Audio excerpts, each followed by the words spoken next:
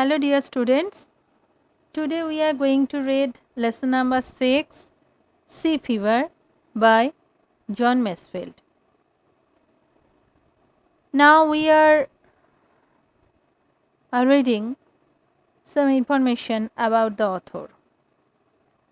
John Edward Masefield was born on 1st June in 1878 and he was died on 12th May in 1967. He was an English poet and writer, and he was poet laureate from 1930 until 1967. Among his best known works are the children's novels The Midnight Folk and The Bogs of Delights, and the poems The Everlasting Mercy and Sea Fever. Sea Fever appears in his first book of collected words, Saltwater Ballads. It was published in 1902.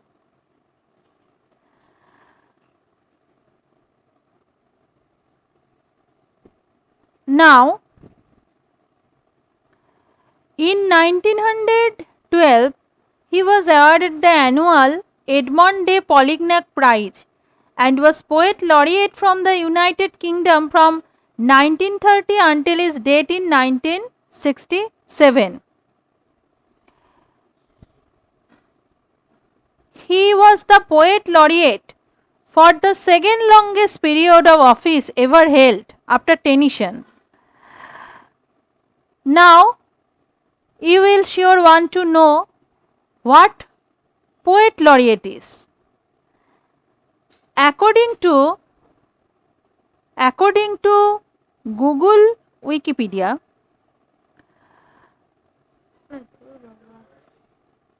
poet laureate is a honorary title, an honorary position appointed by the monarch of the United Kingdom on the advice of the Prime Minister.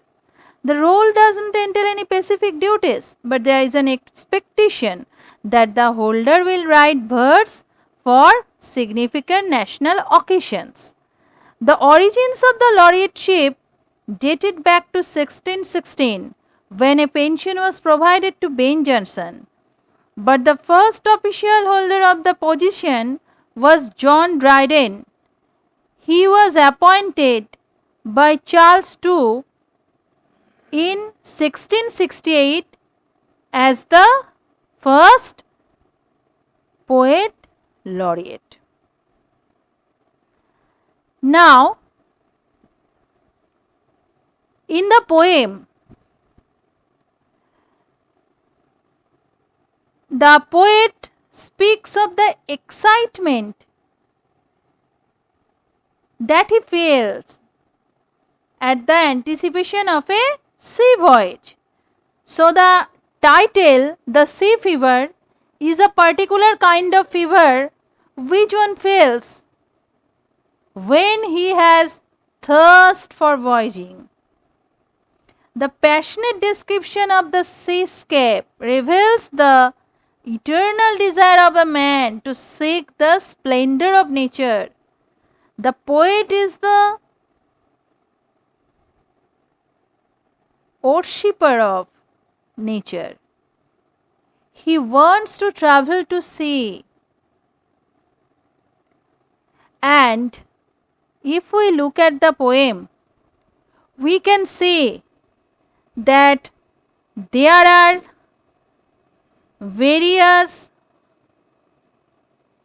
usage of images, strong images of the sea. He also uses here figures of speech or rhetorics, personification, simile, metaphors. These type of figures of speech clearly explains why the poet must return to the sea.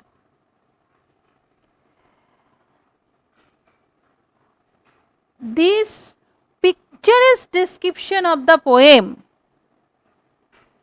makes the poem a masterpiece. So, students,